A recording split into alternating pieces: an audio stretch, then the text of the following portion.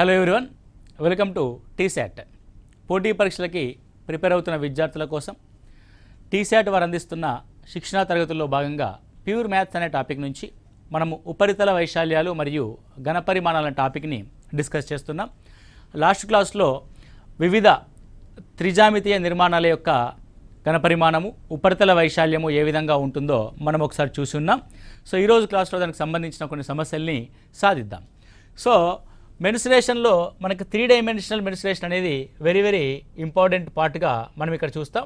So అందులో మనము మొదటగా శంకువు గురించి మాట్లాడదాం. శంకువు యొక్క భూవ్యాసము 10.5 సెంటీమీటర్లు, ఏటవాలు ఎత్తు 10 సెంటీమీటర్లు అయినా దాని వక్రతా వైశాల్యాన్ని కనుగొనండి అంటున్నాడు.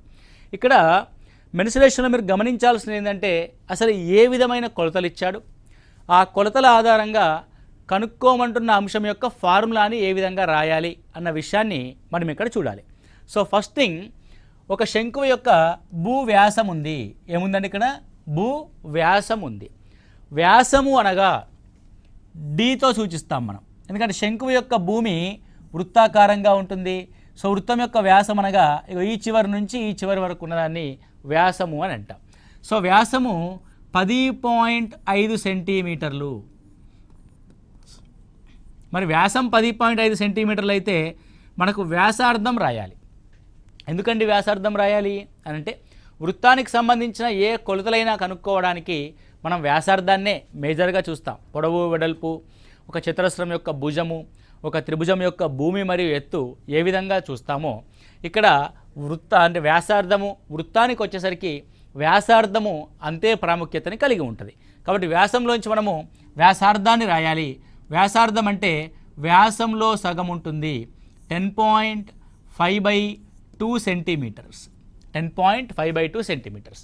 సో దాని యొక్క ఏటవాలు ఎత్తు ఆల్రెడీ ఇచ్చినాడు ఆయన. Slant height is equal to 10 centimetres అని ఇచ్చాడు. What is the slant height?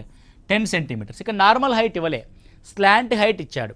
So వక్రతల వైశాల్యాన్ని కనుగొమన్నాడు. సో వక్రతల వైశాల్యం అంటే that curved surface area formula ఏమవుతుందంటే πr/l అవుతుంది. ఏమవుతుందండి? πr/l. ఆర్ మనం రాసాము డి నుంచి, ఎల్ ప్రశ్నలో అతనే ఇచ్చాడు. ఒక ఎల్ ప్రశ్నలో ఇవ్వకపోతే మనం ఎల్ని కనుక్కుంటాం. r,h ఆధారంగా ఎల్ని ఫైండ్ అవుట్ చేస్తాం. కానీ మన లక్కీ ఏంటంటే ఎల్ కూడా అక్కడే ఇవ్వడం జరిగింది. నవ్వు ఇప్పుడు కర్వ్డ్ సర్ఫేస్ ఏరియాలో మనం ఈ ఫార్ములాని సబ్స్టిట్యూట్ చేస్తే, సో πr/lలో పై విలువని 22/7గా, ఆర్ విలువని 10.5/2గా,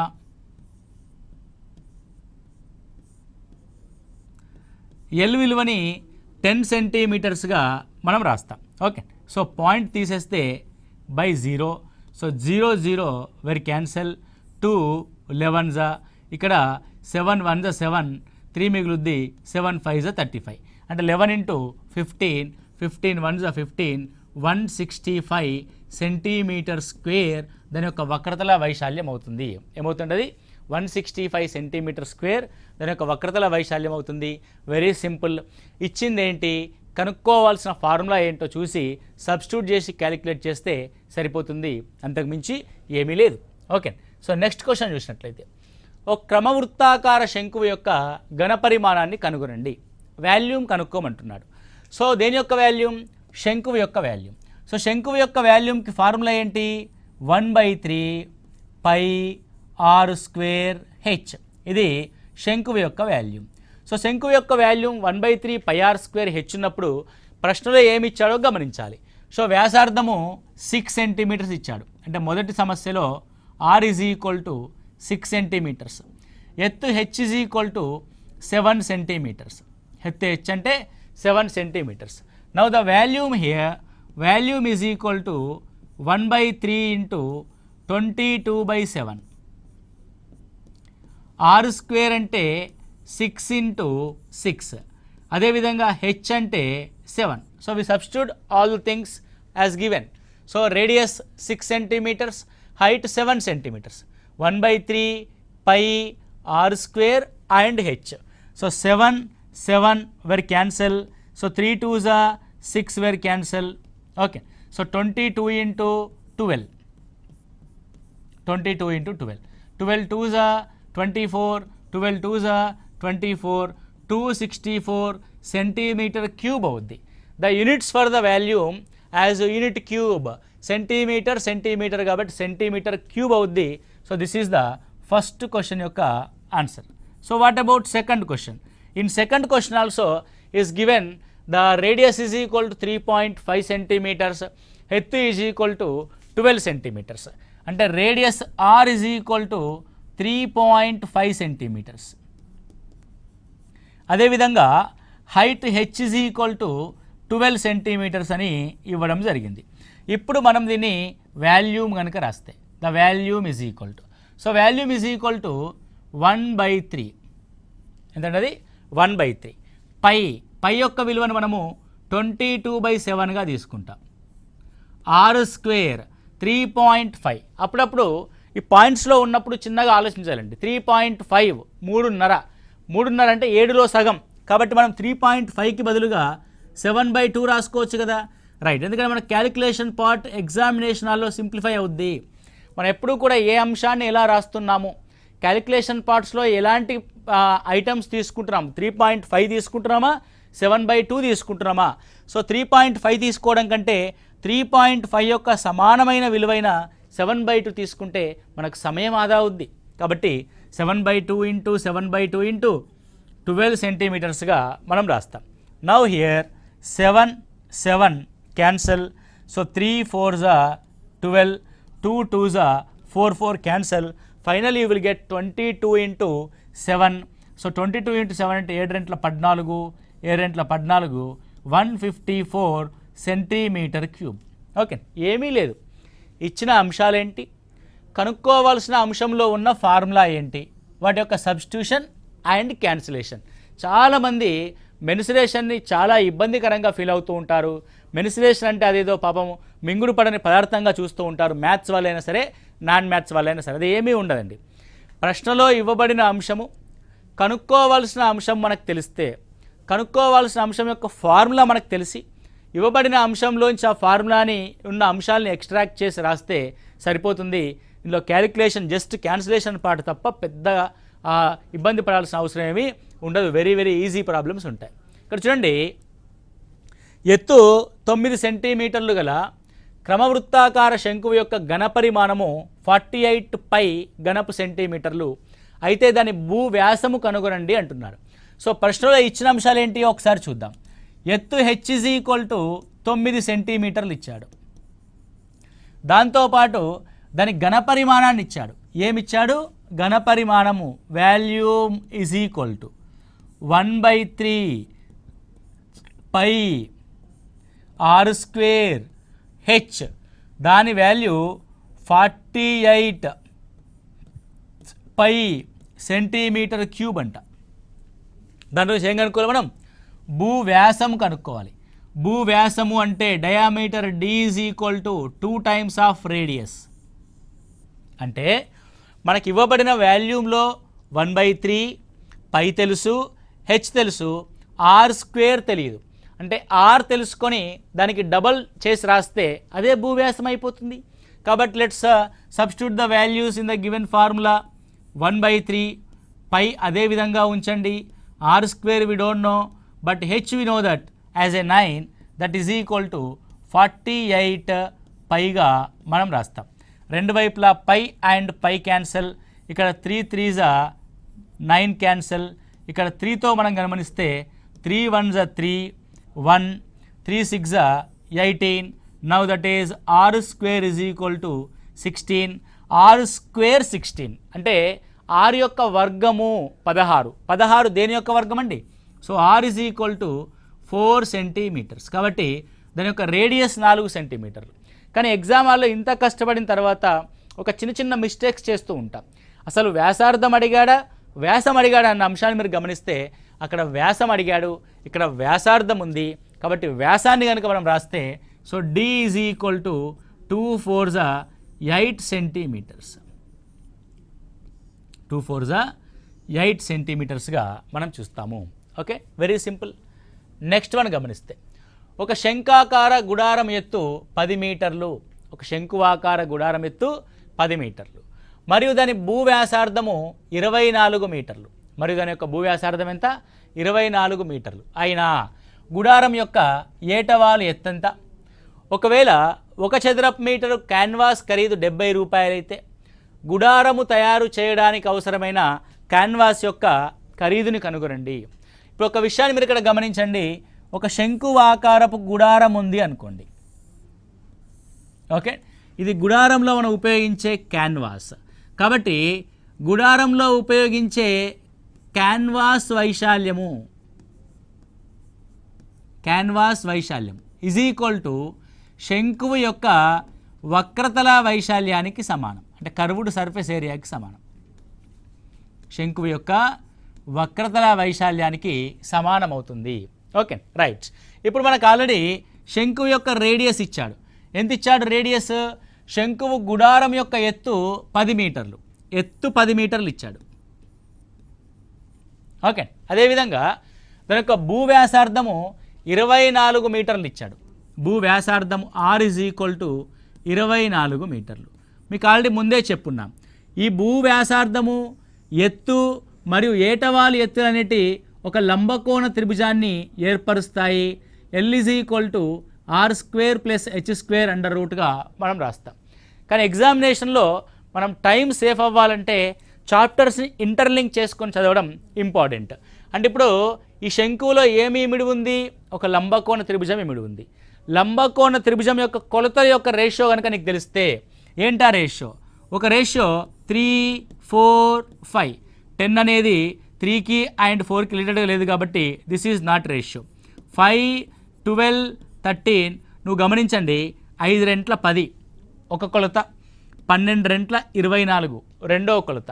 అంటే 5, 12, 13 అనే లంబకోణ త్రిభుజానికి రెట్టింపు కొలతలను కలిగిన త్రిభుజం ఇది.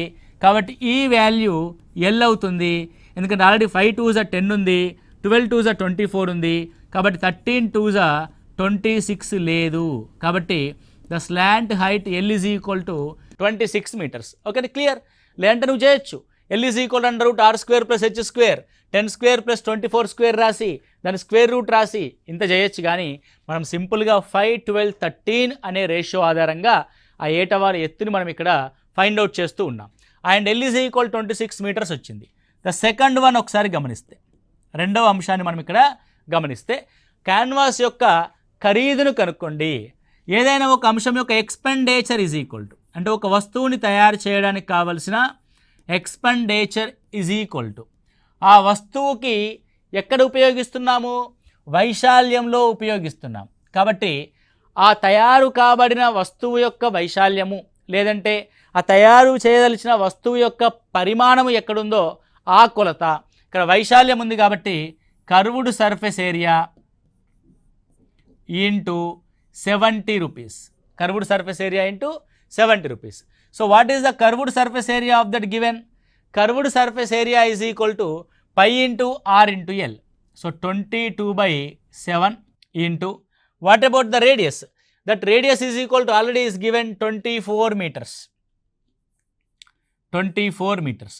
L ఆల్రెడీ మనం అనుకున్నాం, that is 26 metres into unit ఖర్చు 70 రూపాయలు. అంతే కదండి, యూనిట్ ఖర్చు 70 రూపాయలు. ఎక్స్పెండిచర్ ఈజ్ ఈక్వల్ టు మనకు కావాల్సిన area into unit expenditure. So unit expenditure అంటే 7 10s 20. It's over. Now it is 22 into 24 into 26. So 24 into 26ని క్యాలిక్యులేట్ చేయాలనుకుంటే 6 4 24 2 పైకి. ఓకే, సో 24 + 6 30, 32s 60 + 2 624 అవుతుందండి. So what is that? 24 into 26 is equal to 624. 624 into again 22 rupees. Okay, again 22. 22 4s 88. 88 అంటే 44 52. 22 6 132. Okay, so జాగ్రత్తగా calculate చేయండి. 13728. So 13728 1,37,280 రూపాయల ఖర్చు అవుతుంది. ఒకసారి క్యాలిక్యులేషన్ పార్ట్ మీరు జాగ్రత్తగా చూసుకోండి. పై ఇచ్చాడు, R ఉంది, L కనుక్కున్నాము, ఇంటూ 70 రూపీస్ మనం 1 చదరపు మీటర్ యొక్క ఖర్చుని ఫైండ్ అవుట్ చేసాం. Okay, so this is the expenditure కనుక్కోవడానికి కావాల్సిన అంశం. ఎల్ని కనుక్కోవడానికి మనము లంబకోణ త్రిభుజాన్ని ఇక్కడ ఉపయోగించడం జరిగింది. ఓకే, నెక్స్ట్ వన్ కనిపిస్తే సో శంకువాకార సమాధి యొక్క ఏటవాలు ఎత్తు భూవ్యాసము వరుసగా 25 మీటర్లు 14 మీటర్లు మరియు ప్రతి 100 చదరపు మీటర్లకు 210 రూపాయల చొప్పున దాని వక్రతలానికి సున్నం వేయడానికి అయ్యే ఖర్చుని కనుగొనండి. దేనికి సున్నం ఏమంటున్నాడు? వక్రతల వైశాల్యానికి సున్నం ఏమంటున్నాడు. కాబట్టి ఖర్చు ఈజ్ ఈక్వల్ టు, ఖర్చు అంటే ఎప్పుడూ కూడా మనం దేనికి సున్నం వేస్తున్నాము? వక్రతల వైశాల్యానికి సున్నం వేస్తున్నాం. వక్రతల వైశాల్యం ఇంటూ యూనిట్ ఎక్స్పెండిచర్, ఒక్క యూనిట్కి ఎంత, యూనిట్ ప్రైజ్ అంటాం మనం దీన్ని. So what is the unit price? ఇవ్వబడిన యూనిట్ ప్రైజ్ 100 చదరపు మీటర్లకి 210 రూపాయలు. సో 210 రూపాయలు అన్నది 100 చదరపు మీటర్లకి. కాబట్టి మనం ఇక్కడ రాసుకోవాల్సింది ఏంటంటే 210/100 తీసుకుంటాం. Unit price is equal to, ఇప్పుడు వక్రతల వైశాల్యం is equal to pi into r into l. So what about pi? 22/7 into ఏమిచ్చాడు చూడండి, ఏటవాలు ఎత్తు 25 మీటర్లు ఇంటూ దాని యొక్క భూ వ్యాసం ఇచ్చాడు 14 మీటర్లు. ఏమిచ్చాడంటే భూ వ్యాసము, వ్యాసం ఇచ్చాడు కాబట్టి మనం వ్యాసార్థం రాయాలి. వ్యాసార్థము 7 ఇంటూ 210/100. 210/100.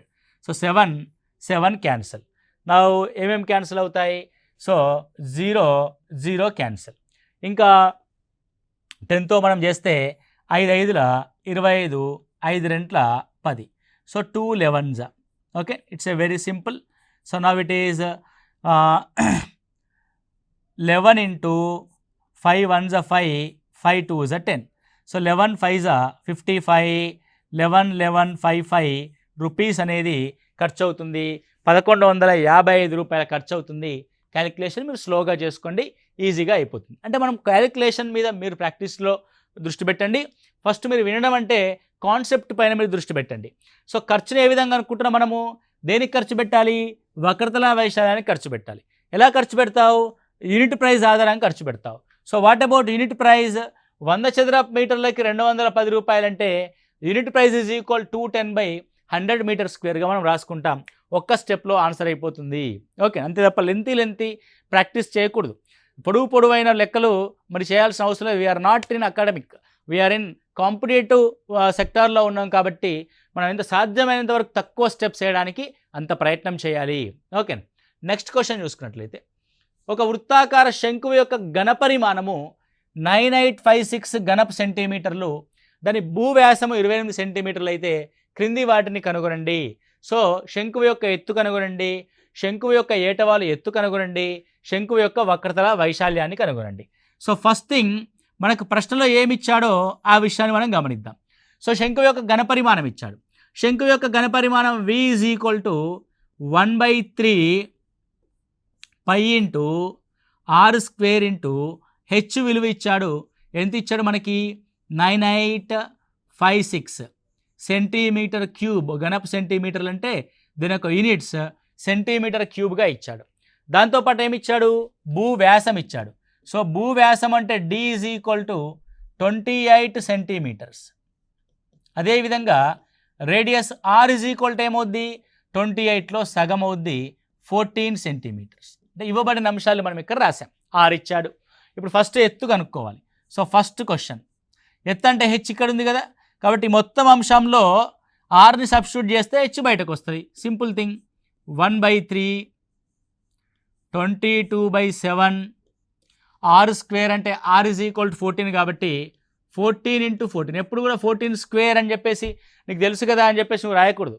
జస్ట్ అట్లా మన క్వశ్చన్కి ఏ విధంగా ఉపయోగపడుతుంది అంటే 14 ఇంటూ 14 రాస్తే క్యాన్సిలేషన్ పార్ట్ ఈజీ అవుద్ది. అదే నువ్వు మళ్ళీ 14 స్క్వేర్ రాసావనుకోండి 196 అని, మళ్ళీ ఆ పెద్ద నెంబర్ని డివైడ్ చేయడానికి ఇబ్బంది పడతాం. కాబట్టి 14 ఇంటూ 14 రాసుకోవాలి మీరు. Then h is equal to 9856. చిన్న అంశాలే చాలా పెద్ద ఎఫెక్ట్ని ఇస్తాయండి ఎగ్జామినేషన్ హాల్లో. మనం ఒక్కొక్క సెకండ్ని మనం గ్రాప్ చేసుకుంటూ సేవ్ చేసుకుంటూ వెళ్ళాల్సి ఉంటుంది. ఓకే, సో నెక్స్ట్ కనుక మనం గమనిస్తే ఇది 7 2 14.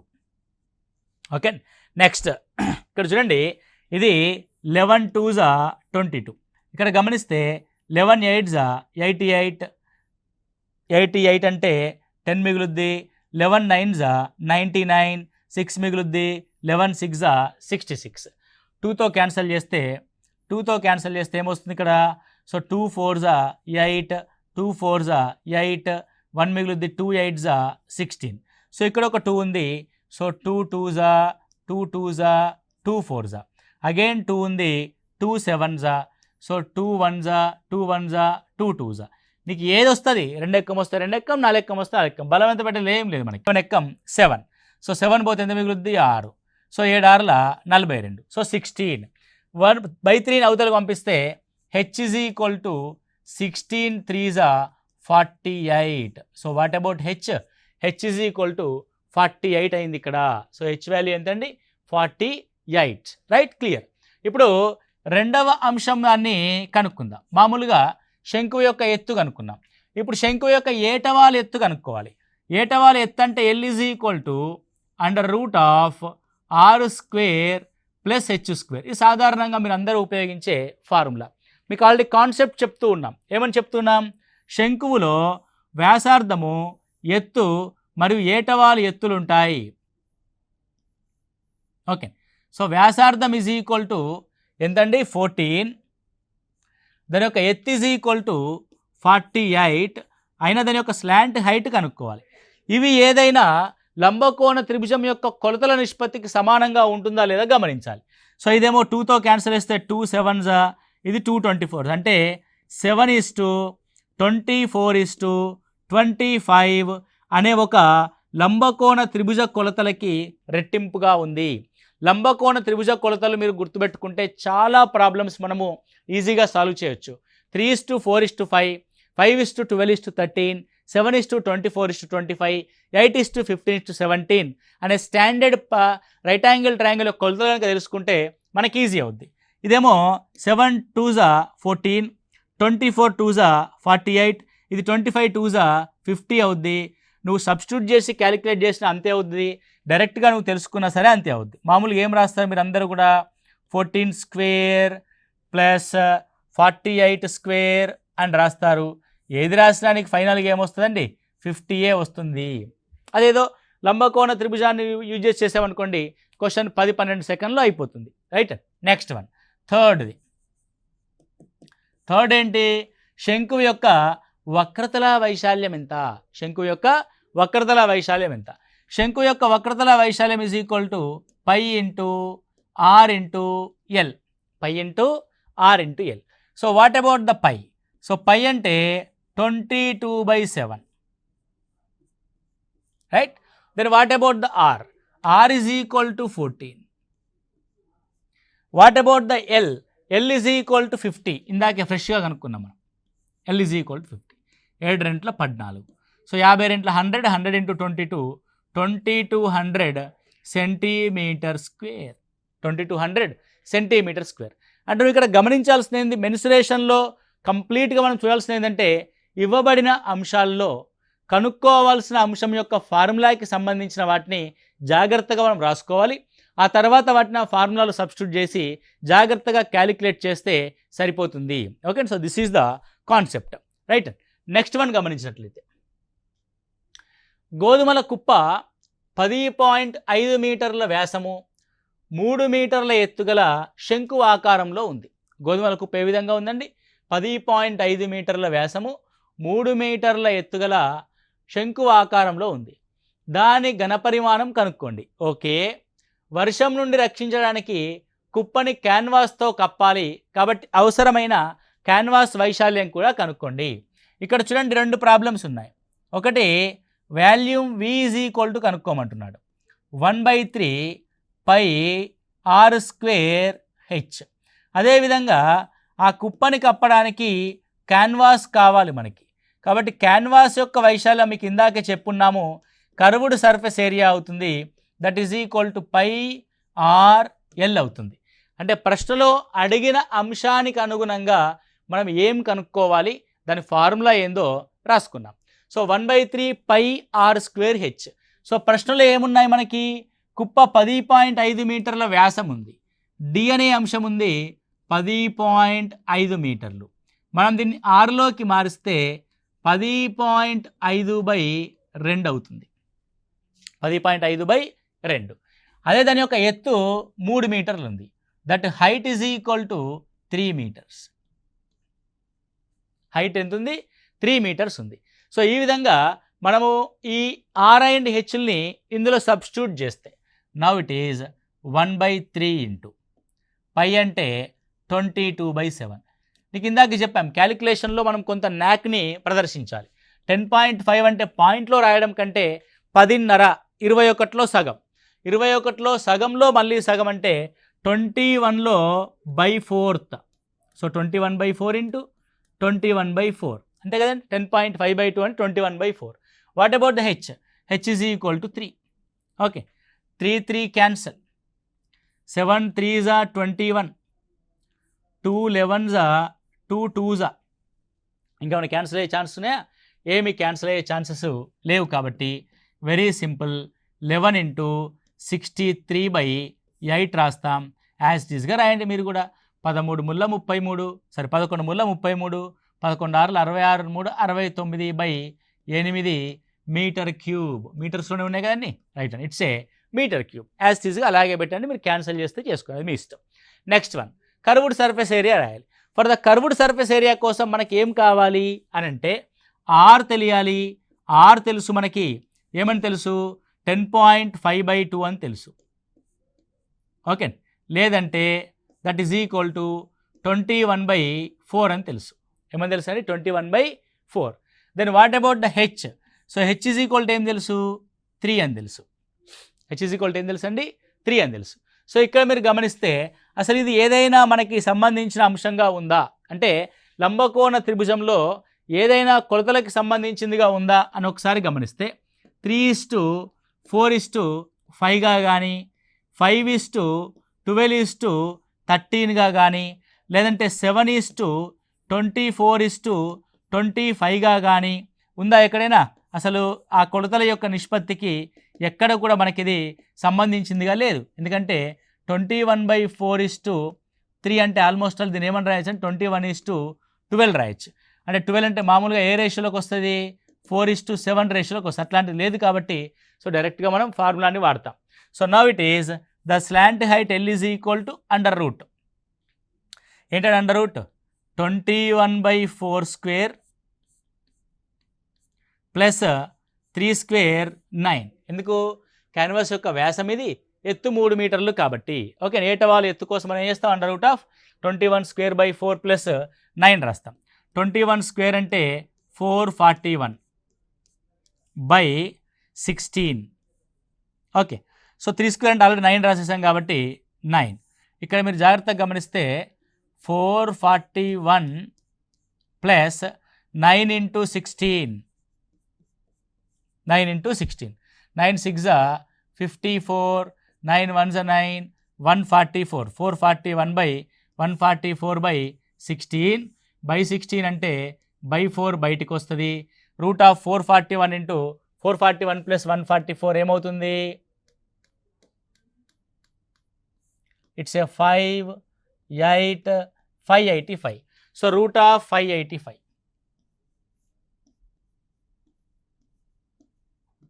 రూట్ ఆఫ్ 585ని మనం ఇక్కడ రాసాం. సో ఇక్కడ ఇంకొంచెం నువ్వు డెప్త్గా రాస్తే 3² ఉంటుంది ఇక్కడ. సో 3 × 7² 3². సో 3²ని బయటకు రాయచ్చు. సో సింప్లిఫై చేయవలసిన అవసరం లేదు, అక్కడికే ఆపేసి సరిపోదు. రూట్ ఆఫ్ 584/5 మీరు క్యాలిక్యులేషన్లో చూసుకోండి. సో కావాల్సిన క్యాన్వాస్ యొక్క ఎత్తు, క్యాన్వాస్ యొక్క పొడవు 22/7 into what about the r? R is equal to already మనం రాస్తున్నాం 21/4 కాబట్టి 21/4 into root of 585/4. 585/4. 7 3s are 21, 2 2s are 2 11s are. So almost all 33/4 into under root of 585. Under root of 585. అందులోంచి సాధారణంగా 3 అనేది కామన్ వస్తుంది. So 3 common వస్తే 9/4 under root of. Okay, 9 కాబట్టి అంటే 9 బయటకు వస్తే 3 అవుద్ది. సో 9తో ఏం చేసి మనం 9 6 54, 9 5ల 45. ఇది మనకు కావాల్సిన క్యాన్వాస్ యొక్క వైశాల్యము మీటర్ స్క్వేర్. ఒక్కసారి క్యాలిక్యులేషన్ పార్ట్ని జాగ్రత్తగా చూసుకోవాల్సి ఉంటుంది. స్లోగా మీరు క్యాలిక్యులేషన్ పార్ట్ని చేసుకోవాలి. జస్ట్ మీరు అర్థం చేసుకోవాల్సింది, ఒక కుప్పని కప్పడానికి కావాల్సిన క్యాన్వాస్ వైశాల్యము అని అంటే ఆ శంకు ఆకారానికి సంబంధించిన ఉపరితల వైశాల్యము లేదా వక్రతల వైశాల్యం అన్న విషయాన్ని మీరు గమనించాల్సి ఉంటుంది. Okay, so this is the concept of cone. So next క్లాస్లో మిగతా అంశాలకు సంబంధించిన ప్రాబ్లమ్స్ని డిస్కస్ చేద్దాం. సో ఏమి లేదు, మెన్సురేషన్ అనేది చాలా ఈజీగా మనం సాల్వ్ చేయొచ్చు. జస్ట్ ఒక క్యాలిక్యులేషన్ పార్ట్ ఒకటి జాగ్రత్తగా చూసుకోండి. రెండో ముఖ్యమైన అంశం ఏంటంటే, ప్రశ్నలో ఇవ్వబడిన అంశానికి అడుగుతున్న అంశానికి మధ్యలో ఫార్ములాని ఎక్స్ట్రాక్ట్ చేయాల్సిన అంశాలని మీరు జాగ్రత్తగా గమనించాలి. వాటిని చూసుకొని సబ్స్టిట్యూట్ చేస్తే సరిపోతుంది. కొత్తగా అనాలిసిస్ చేయాల్సింది ఏమీ ఉండదు. జస్ట్ ఫార్ములాకి సంబంధించిన అంశాలు ప్రశ్నలో ఉన్నాయా లేవా, ఉంటే వాటి డైరెక్ట్గా సబ్స్టిట్యూట్ చేస్తాం, లేకపోతే ఇచ్చిన అంశం నుంచి దాన్ని కనుక్కొని సబ్స్టిట్యూట్ చేస్తాం. అంతకు మించి ఏమీ ఉండదు. కాబట్టి జాగ్రత్తగా ఫాలో అవ్వండి. Okay, right, thank you, all the best.